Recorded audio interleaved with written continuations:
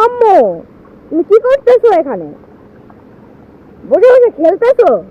তোমাকে পুরো বাসা খুঁজে আসতেছি, তোমাকে আমি দেখতে পাই না, তোমাকে খুঁজতেছি। এখন না আমার খেলার বয়স, আর তুমি বসে বসে খেলতেছো। দেখেন গাই, ছেলের বিয়ে করার বয়স হয়ে গেল আর নিজে বসে বসে খেলতেছে, এটা কোনো কথা? আমার ছেলের এটা কথা? ভালো লাগতেছে, দেখো বৃষ্টিটা ছেড়ে গেল, আবার আসবে।